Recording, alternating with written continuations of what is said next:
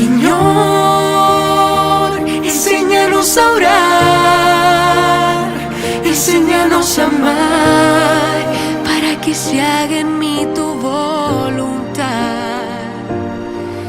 Te doy gracias porque has hecho demasiado, que por mí hasta tu sangre has derramado.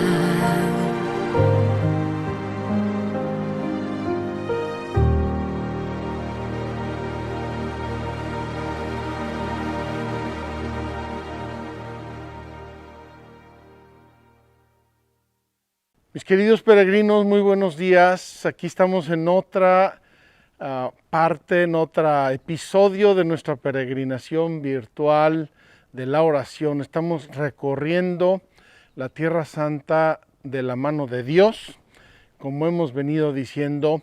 Y hoy nos toca iniciar un recorrido que lamentablemente será breve, pero precioso. Miren, la Sagrada Escritura es como una mina donde hay muchos metales, bronce, hierro, cobre, plata, oro, platino, hay todos los metales posibles e imaginables, porque en la Sagrada Escritura está toda la revelación de Dios. Y a nosotros nos toca una tarea: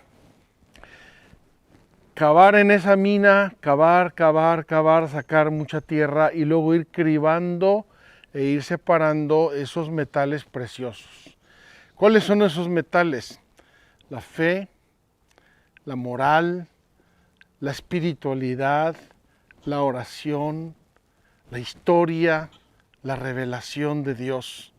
Hay muchos contenidos en la Biblia que están todos juntos. Entonces, hoy vamos a iniciar un proceso muy breve, que es cavar un poco en la Sagrada Escritura con tres personajes maravillosos: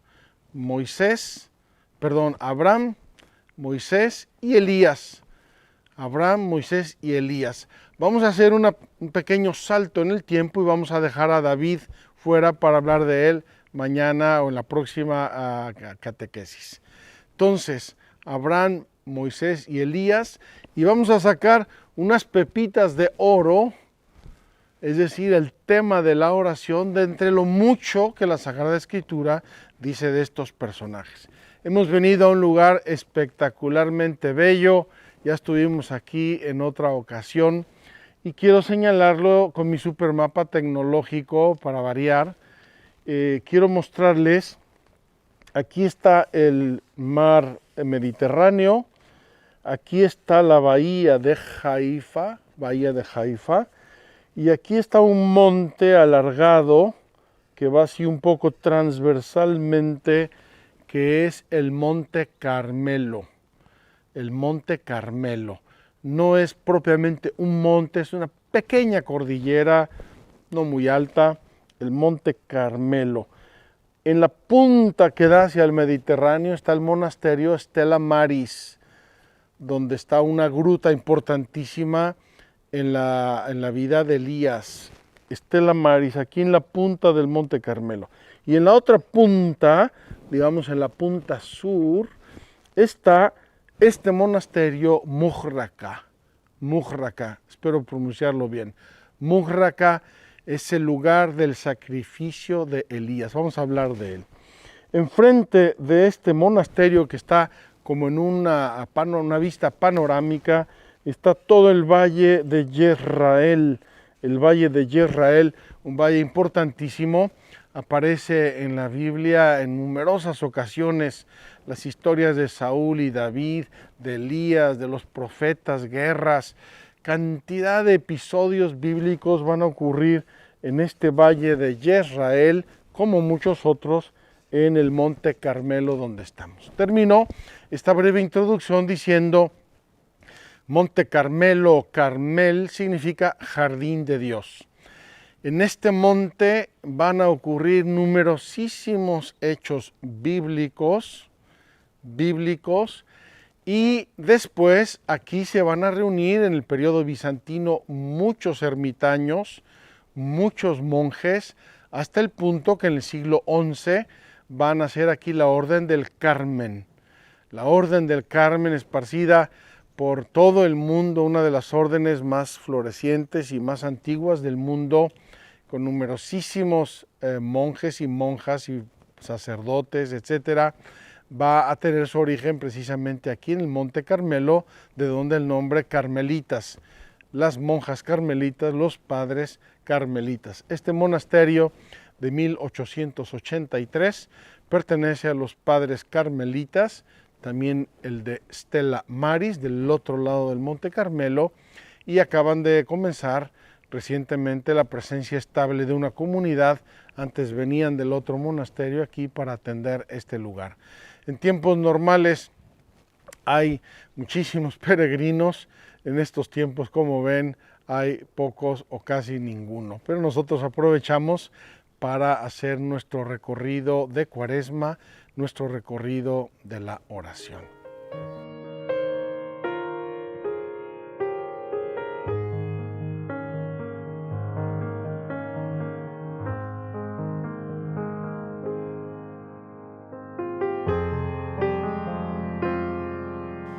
Mis queridos peregrinos, estamos aquí en la capilla del monasterio de Muxraca, una capilla preciosa, como pueden ver, es relativamente antigua. Estamos debajo del monasterio, una especie de sótano, y tenemos aquí la vista preciosa de la transfiguración. Ojo, la transfiguración es el icono de la oración. Es contemplar a Cristo resucitado, muerto y resucitado, glorioso. Es el término de nuestra vida de oración. Pero aquí están Moisés y Elías. Hoy vamos a hablar un poco de Moisés y Elías y vamos a hablar también de Abraham y con una brevísima introducción de la creación. Cuando yo era joven seminarista, el Papa Juan Pablo II iba de vacaciones a los Alpes ítalos suizos. Y en una catequesis que recuerdo bien, dijo una frase bellísima que viene a cuento de nuestro inicio de la catequesis. Dijo el Papa Juan Pablo II: la creación es el primer libro de la revelación. La creación es el primer libro de la revelación. Es decir, antes de tener la Biblia, para encontrarnos con Dios tuvimos la creación. Y así todos esos conceptos de la religión y de la fe que se remontan a los tiempos más remotos, iniciales, a los tiempos muy primitivos, por ejemplo, la ofrenda de sacrificios de las ovejas, la ofrenda de las primicias de las cosechas, como el sacrificio de Abel, con el que nos refiere el Génesis, se refiere a ese tiempo en el cual no había todavía revelación, no conocíamos ninguno de los pasajes. Entonces, tengamos presente que la naturaleza misma es el primer camino, es el primer chispazo, si me permiten la expresión, que enciende en los seres humanos la relación con Dios. Cuando se encuentran un relámpago y no saben lo que es, hace miles o millones de años, ellos entienden que hay una fuerza ahí, que alguien está detrás de eso. Cuando ven crecer una planta y se maravillan y ven las flores y los frutos, sienten que tienen que agradecérselo a alguien. Esos rudimentos de la relación entre Dios y el hombre están enraizados en la creación, es decir, en la naturaleza. Y Dios tiene la iniciativa. Quede esto claro, la iniciativa siempre es de Dios. Dice San Agustín: no te buscaría yo si no te hubiera ya encontrado. El ser humano no puede buscar algo que ignora de modo absoluto. Eso no nos llama la atención, no lo queremos, no lo pensamos, no lo deseamos. Pero cuando hay ya algo que deseamos y algo que buscamos, que llama nuestra mente, que llama nuestra atención, es porque de algún modo ya lo conocemos y es ahí donde está nuestro ser programado para Dios, para el encuentro con Dios, y por eso al inicio, en los rudimentos de la fe y de la religión, antes incluso de la Biblia, los seres humanos ya adoraban, ya ofrecían, ya rezaban y pedían a un ser X, no sé cómo lo llamaban, a un ser que para ellos era trascendente y que les precedía y les seguía. Entonces, cuando hablamos de la revelación en el Antiguo Testamento, revelación de la oración en el Antiguo Testamento, ponemos un primer inicio que se refiere a esta religión rudimental, donde el hombre habla con Dios, lo encuentra con Dios en la naturaleza y se ofrece y dialoga con Él a través de la naturaleza. Esa es la creación fuente de la oración, creación fuente de la oración. Después de eso viene todo un capítulo hermoso que es nuestro padre Abraham. Nuestro padre Abraham, nuestro padre en la fe. Vamos a ver qué nos dice el catecismo, es precioso. Cuando Dios lo llama, Abraham se pone en camino, como se lo había dicho el Señor. ¿Cómo se lo había dicho el Señor? Dios le habló a Abraham y le dijo, ven, sal de tu tierra, ve a la tierra que yo te mostraré. Ahí ya está el inicio de un diálogo, de una relación entre Dios y Abraham. Todo su corazón se somete a la palabra y obedece, la obediencia de la fe. La escucha del corazón a Dios que llama es esencial a la oración. Lo que dice o deja de decir es relativo, lo importante es la escucha. Yo escucho, yo pongo atención a lo que Dios está haciendo y dejando de hacer en mi vida, y eso es el inicio de la oración, y es lo que vemos en Abraham. Por eso, la oración de Abraham se expresa primeramente con hechos. Abraham sale de su tierra. Abraham en cada una de las etapas va levantando una estela, un altar a Dios. Abraham va haciendo gestos que expresan su relación, su oración, la relación personal con Dios. Solamente más tarde aparece su primera oración con palabras y es una queja velada. Abraham le va a decir a Dios, Señor, ¿por qué no se realizan las promesas? ¿Que cuándo se va a realizar la promesa? Me dijiste que saliera yo de mi tierra y no entiendo todavía muy bien el para qué. De este modo surge desde el principio uno de los aspectos de la tensión dramática de la oración. La oración, queridos hermanos, y aquí se ve desde el inicio en Abraham, vive en el claro oscuro de la fe. La fe es clarísima y la fe también es oscura. Uno tiene que confiarse a Dios, uno tiene que dar pasos con un cierto abandono. Dios sabe todo, Dios sabe más, Dios sabe antes, Dios me precede, Dios me acompaña, Dios es omnipotente. El claro oscuro de la fe. Habiendo creído en Dios, marchando en su presencia y en la alianza con Él, el patriarca está dispuesto a acoger en su tienda al huésped misterioso. Nos enseña la Sagrada Escritura que un día llegaron unos huéspedes misteriosos y Abraham los acoge en su tierra, en su tienda.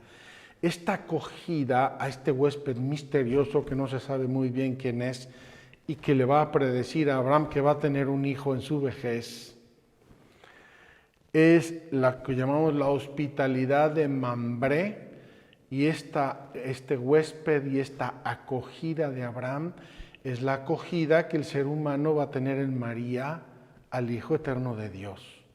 Está anticipando la encarnación del Hijo de Dios. Desde entonces, habiéndole confiado Dios su plan, el corazón de Abraham está en consonancia con la compasión de su Señor hacia los hombres y se atreve a interceder por ellos con una audaz confianza. Fíjense, parte Abraham, luego se queja, ¿qué pasa con la promesa? Luego Dios lo visita, esos huéspedes misteriosos, y le hace la promesa. Y desde ahí Abraham tiene ya su corazón puesto en Dios. Dios está haciendo la obra, Abraham está respondiendo. Y por eso Abraham se va a atrever a una oración muy audaz, como dice la Sagrada, el Catecismo. ¿Cuál es esa oración audaz? El tema de Sodoma y Gomorra. ¿Se acuerdan? Dios quiere destruir Sodoma y Gomorra porque está de pecado hasta el tope. Y Abraham le dice, pero Señor, vas a destruir a todos, pero si hay 50 justos, no la destruiré. Bueno, y si solamente fueran 40, no la destruiré. Perdone mi Señor que me atreva, pero y si fueran solamente 10 o 20, y así va regateando a Abraham con Dios. ¿Por qué? Porque ya le tiene confianza, ya hay una relación, ya se conocen y Abraham ya le puso su corazón a Dios. Como última purificación de la fe, se le pide al que había recibido la promesa que sacrifique al hijo que Dios le ha dado. Ve y sacrifica a tu hijo Isaac. Y dice en las Escrituras, pensaba Abraham que poderoso era Dios aún para resucitar a los muertos. Él va y va a sacrificar a su hijo Isaac, y cuando ya lo va a matar, porque él no sabía cómo iba a acabar la historia, cuando ya lo va a matar, el ángel lo detiene. Hay una obediencia, hay una prueba en la fe de Abraham. Y de ahí la promesa, sé que me has obedecido, tú serás el padre de naciones, tu descendencia será incontable como las estrellas del mar y las arenas de la playa. La oración aquí de Abraham restablece al hombre en la semejanza con Dios y le hace participar en la potencia del amor de Dios que salva a la multitud. Fíjense qué hermoso. El hombre rompe su relación con Dios en el pecado y comienza una historia de salvación que nos va refiriendo el Génesis. Entra Abraham en esa historia de salvación, un hombre que Dios ama, al que le pide una misión, le va haciendo promesas, hay un diálogo, hay una lucha, el claroscuro de la fe, hasta que lo somete a una prueba terrible. Sacrifícame a tu hijo, y Abraham obedece. Y como obedece, empieza a restablecer lo que deshizo la desobediencia. Entonces, oración es obediencia a Dios, son hechos, son gestos concretos, es entrega al amor de Dios. Finalmente, para terminar con Abraham y su nieto Jacob. Jacob, nos dicen las Escrituras, se pelea con su hermano Esaú y se va. Desaparece mucho tiempo porque teme que su hermano lo va a matar. Cuando regresa Jacob, nieto de Abraham, a reconciliarse con su hermano Esaú, en el camino tiene una lucha en la noche con un ser misterioso. Y esa lucha de Jacob con ese ser misterioso, con ese alguien, la tradición espiritual de la Iglesia ha formado de ese relato el símbolo de la oración como un combate en la fe y como una victoria de la perseverancia. Combate en la fe es un ser misterioso, Dios siempre nos resulta un poco misterioso, pero yo continúo, yo persevero. Hasta el amanecer luchó Jacob y por eso venció. Y de ahí le viene la promesa de que él va a ser el padre del pueblo de Israel, y Dios le cambia el nombre a Jacob, le pone Israel. Terminamos aquí este camino brevísimo con Abraham y vamos a pasar a Moisés. Está aquí Moisés y Elías en la transfiguración. Vamos a pasar a hablar un momentito sobre Moisés y la oración de mediación. La oración de mediación. Vamos a comenzar pues. Dice así el catecismo: ¿cuándo comienza a realizarse la promesa de Dios? Es decir, la Pascua, los mandamientos, la alianza del Sinaí, etcétera, etcétera. La oración de Moisés es la figura de la oración de intercesión que tiene su cumplimiento en el único mediador entre Dios y los hombres, Cristo Jesús, hombre también como nosotros. Es decir, Moisés va a entrar en la historia de la salvación como un grande profeta, llamado por Dios, invitado a sacar a su pueblo de Israel. Todo lo que vimos el año pasado en nuestra peregrinación del Éxodo. Su oración va a comenzar siendo una oración de intercesión. Y comienza esta oración de intercesión cuando Moisés se encuentra con la zarza ardiente. Quítate las sandalias, Moisés, estás pisando tierra santa. Está ante la zarza ardiente. Y esta oración de intercesión no va a ser facilísima. Moisés, como nos refieren los dos hechos que la Sagrada Escritura nos presentan de este encuentro con Dios, Moisés va a tener dudas. Moisés se va a presentar como el que no puede hablar, yo no puedo, es que no, ¿qué va a decir el faraón? Moisés está luchando y en esa lucha, diálogo con Dios, fíjense qué hermoso, Dios nos va a dar incluso su nombre. Uno de los momentos culmen de la revelación de Dios sale no de una oración linda, de florecitas, pacífica, todo maravilloso, sino de una lucha de Moisés con Dios por serle fiel. Ahí Dios le va a decir, este es mi nombre. ¿Cuál nombre le revela a Dios? Yo soy el que soy, Yahweh. Yo soy el que soy.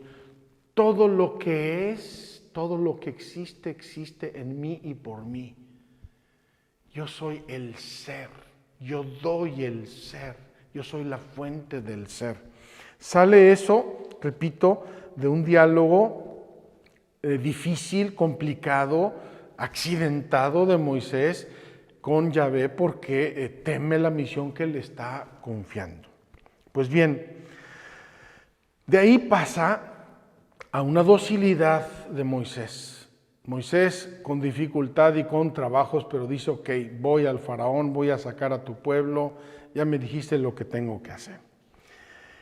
Después de eso, aparece Moisés en un diálogo muy cordial y muy amoroso con Dios.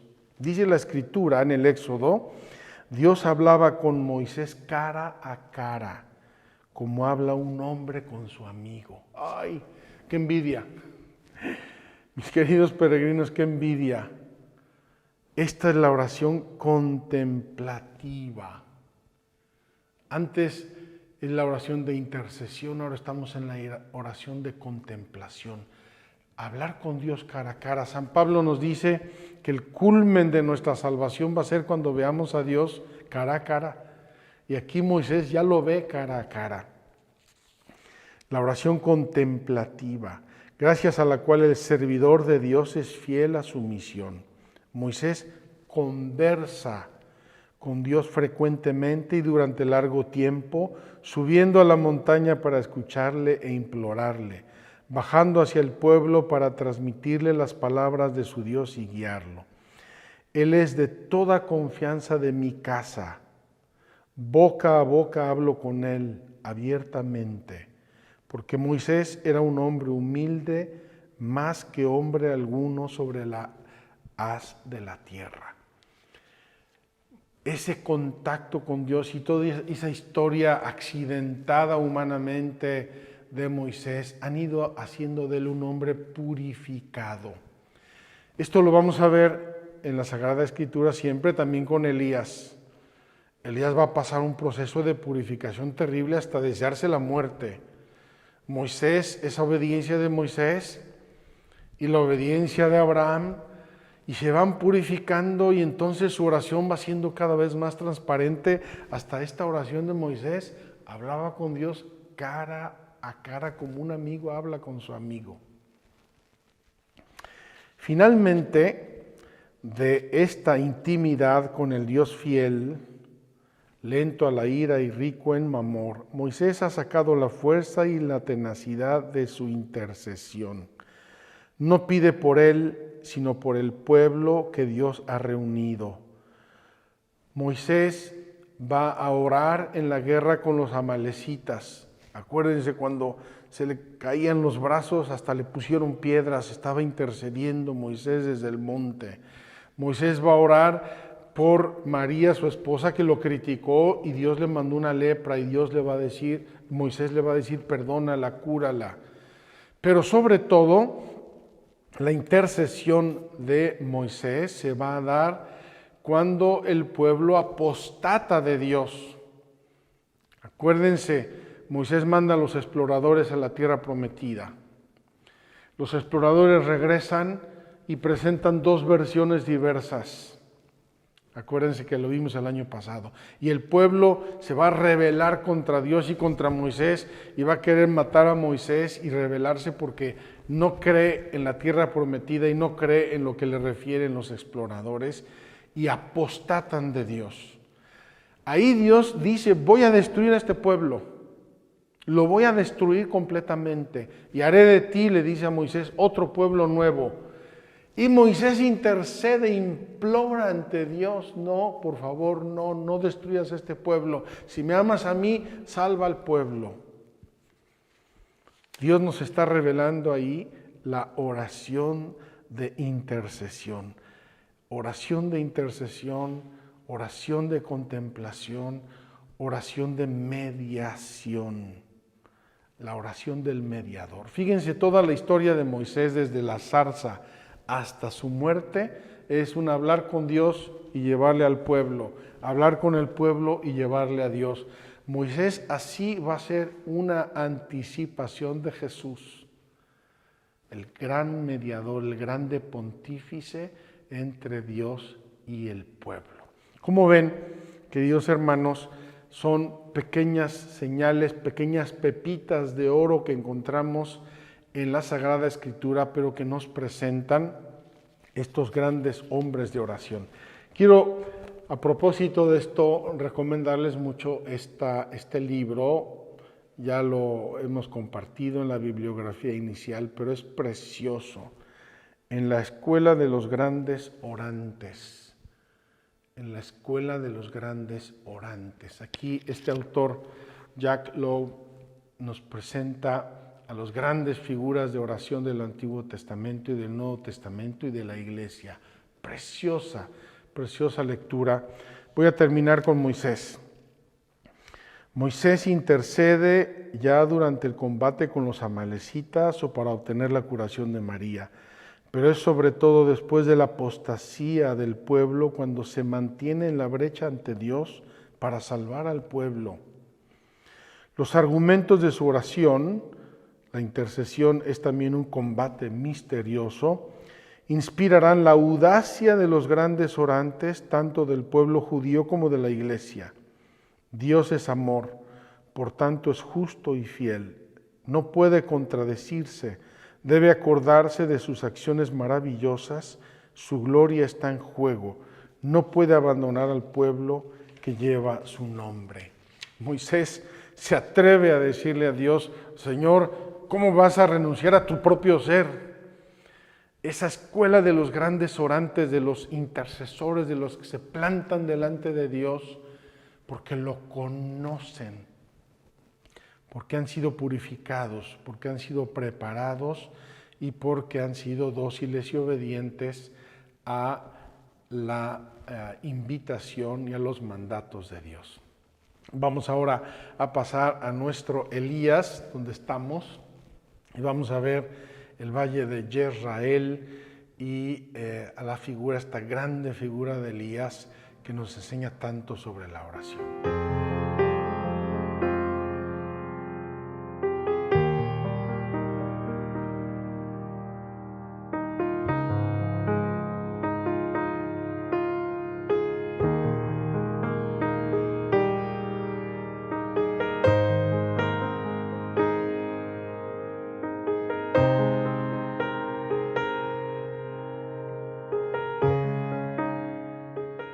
Mis queridos peregrinos, nos toca ahora hablar aquí desde esta maravillosa terraza del monasterio de Mujraka sobre el gran profeta Elías.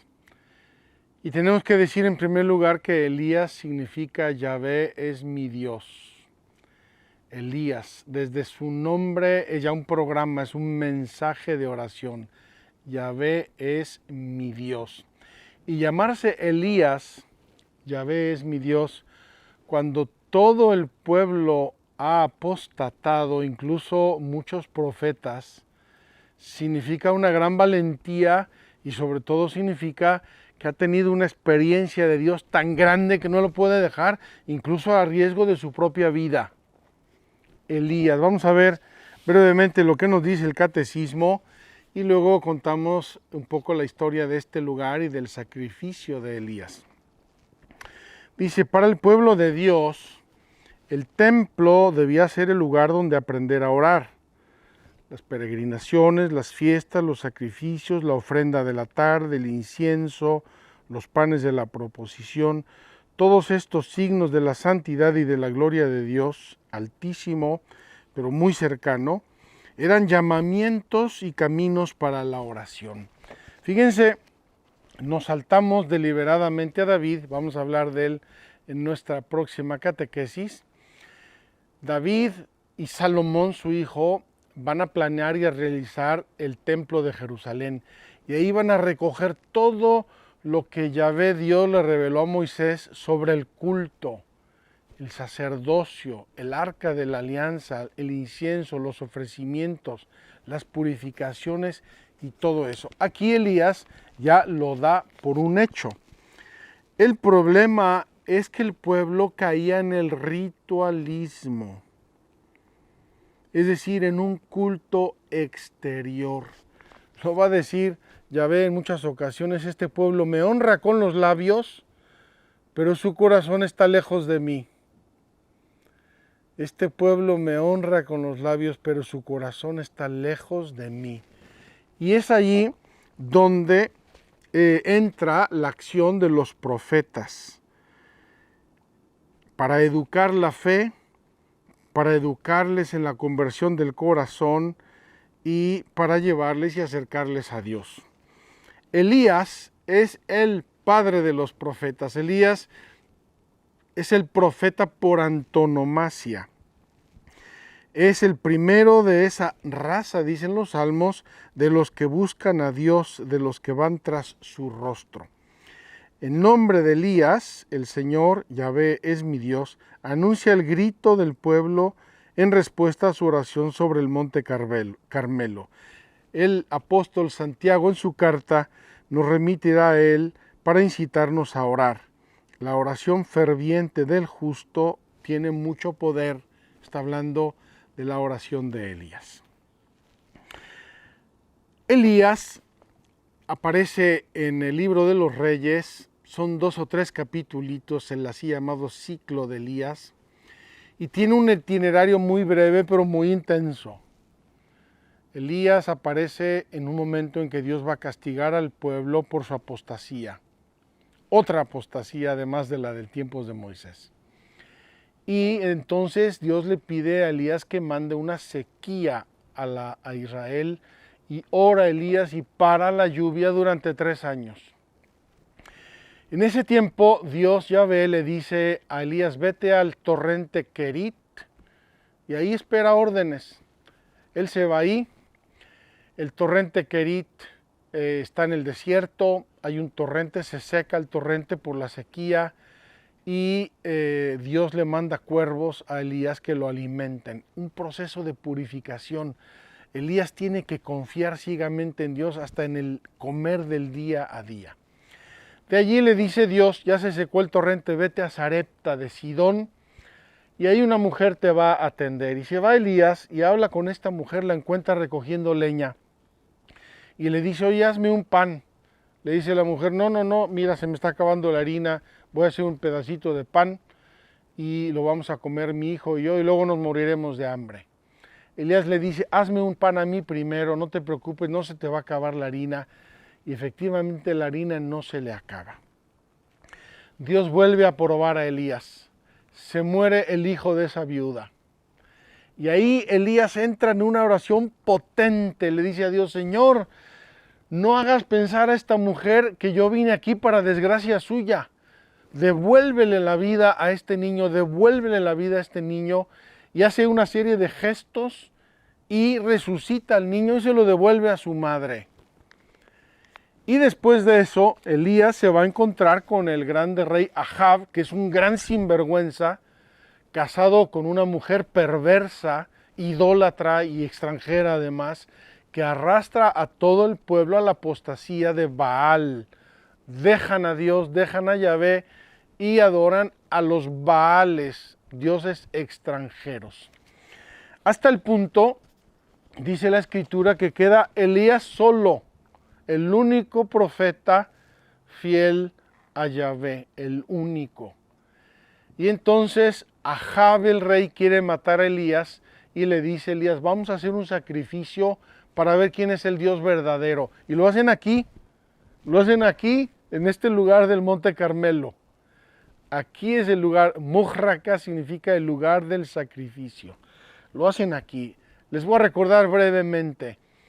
Elías reta a los profetas de Baal, que son 450. Preparen un sacrificio. Elías prepara el suyo, terneras, para sacrificar a Dios. Y le dice Elías, invoquen a su Dios a ver si hace caso, a ver si pasa algo. Y estos 450 profetas empiezan a invocarlo, se rasgan con sangre, entran en trance, gritan, lloran. Y Elías se ríe de ellos, despierten a su Dios, a lo mejor está durmiendo siesta. Cuando llega el turno de Elías le dice, échenle agua a mi ofrenda, vuélvanle a echar agua a mi ofrenda, échenle más agua. Y entonces Elías invoca a Yahvé Dios. Y en ese momento Yahvé Dios hace bajar fuego del cielo que consume la ofrenda y seca el agua y consume todo. Ese fuego del cielo es la respuesta de Yahvé a la oración de Elías. Yahvé responde a una oración para mostrar que Él es Dios. Después de eso, la historia no es muy tierna. Elías manda matar a los 450 profetas de Baal y los degüellan precisamente aquí abajo en una pequeña colina que les voy a mostrar. Al lado del torrente Kishón, y ahí está el torrente Kishón. Bien, la reina Jezabel, perversa como es, le dice a Elías, mañana a esta hora estarás muerto, por mi cadáver tú te mueres. Entonces Elías escapa. ¿Y qué hace Elías? Además de escaparse, literalmente para que no lo mate la reina, llega hasta Beersheba. Y ahí se tira en un lugar y dice, ya que me llegue la muerte no puedo más. Fíjense, un gran hombre de Dios que ha experimentado la mano de Dios tan potentemente, puede llegar a un momento de tristeza, de angustia, de depresión, se desea la muerte. Y Dios lo despierta y le dice, come y bebe, había ahí un pedazo de pan y agua. No, come, bebe, se duerme otra vez. Lo vuelven a despertar, come y bebe, porque tienes un camino muy largo. Y entonces Elías se levanta, come, bebe y dice la Escritura, va a caminar 40 días con sus noches hasta el monte Horeb. Fíjense cómo la Escritura va construyendo de la experiencia de uno al siguiente, El monte Horeb se identifica con el Sinaí. Elías, el gran profeta de Dios en este tiempo de los reyes perversos, del pueblo apóstata, siente la necesidad de volver al Horeb, al Sinaí, ahí donde Moisés oraba con Dios cara a cara, porque él también necesita ir a cargar ahí las pilas. Y cuando va y está allí ocurre lo que nos refiere la Escritura. Se encierra en una gruta, en la gruta, dice la gruta, probablemente esa que se veneraba como la gruta donde mismo Moisés iba a orar con Dios en el Sinaí, y dice, pasa un terremoto, no estaba Dios, pasa un fuego, ahí no estaba Dios, pasan mil cosas, ahí no estaba Dios, pasa una breve brisa, una suave brisa, y ahí estaba Dios. Esa imagen de el encuentro de Elías con Yahvé en el Horeb es una imagen de que no está siempre Dios en donde nosotros lo esperaríamos. Terremotos, fuegos, cosas aparatosas, gigantes. Está en una suave brisa. Dios llega cuando y como quiere. Pues bien, el sacrificio sobre el Monte Carmelo, prueba decisiva para la fe del pueblo de Dios. El fuego del Señor es la respuesta a su súplica de que se consume el holocausto, a la hora de la ofrenda de la tarde. Respóndeme, Señor, respóndeme, gritaba Elías. Respóndeme, está aquí el pueblo, si no me respondes me matan. Y Dios responde mandando el fuego y consumiendo la ofrenda. Este respóndeme, Señor, respóndeme, lo conservan las liturgias de las iglesias orientales en el momento de la epíclesis, es decir, cuando se invoca que baje el Espíritu Santo para transformar el pan y el vino en el cuerpo y la sangre de Cristo.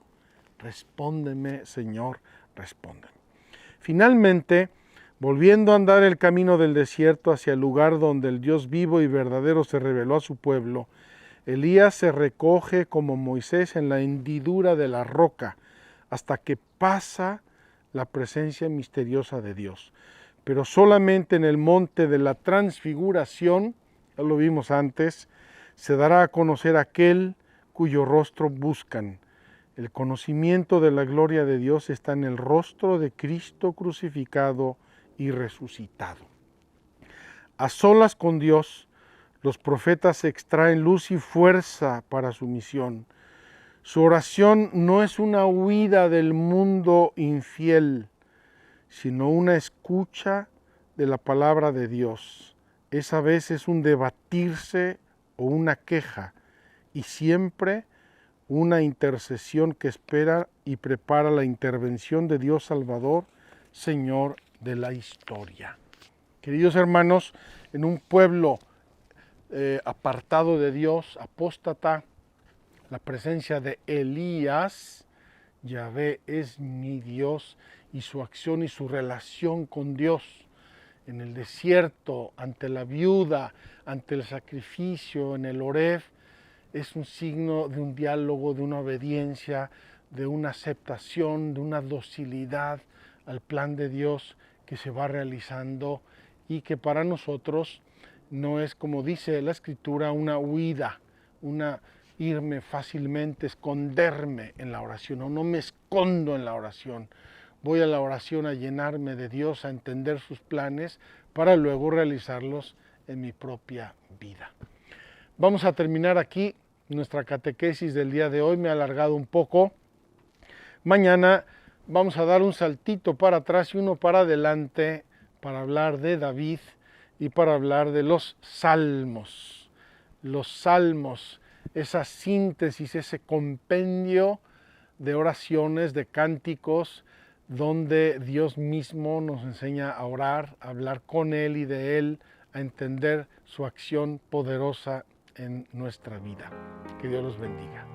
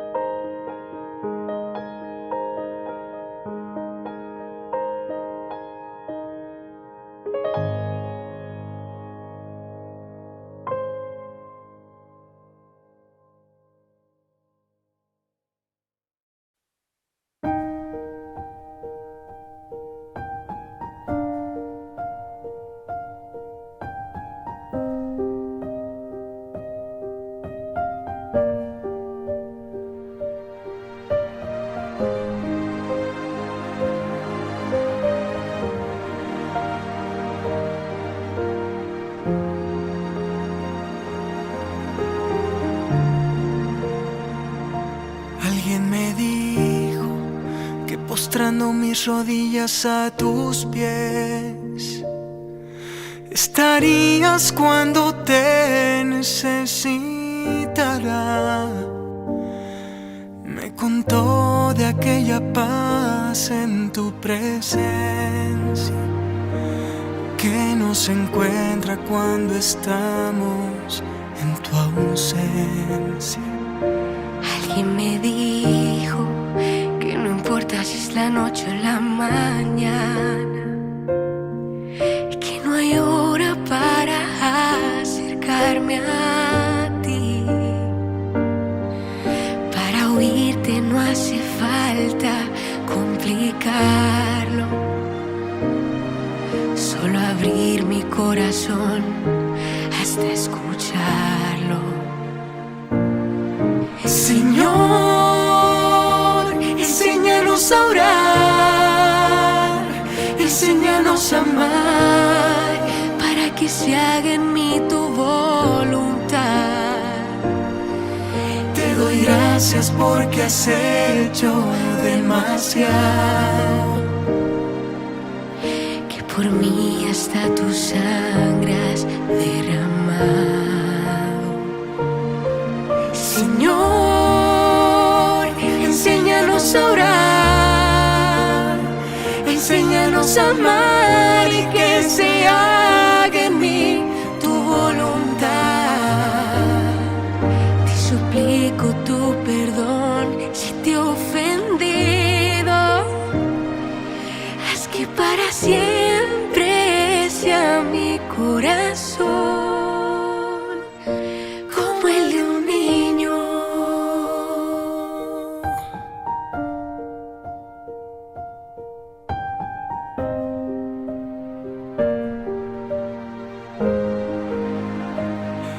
Alguien me dijo que eligiera de tu vida algún misterio, que lo humano también puedo meditarlo. Imaginarte cuando tú estabas jugando, o cuando algo a ti te estaba lastimando. Señor, enséñanos a orar, enséñanos a amar, para que se haga en mí tu voluntad. Te doy gracias porque has hecho demasiado, que por mí hasta tu sangre has derramado. Señor, enséñanos a orar, enséñanos a amar y que se haga en mí tu voluntad. Te suplico tu perdón si te he ofendido. Haz que para siempre sea mi corazón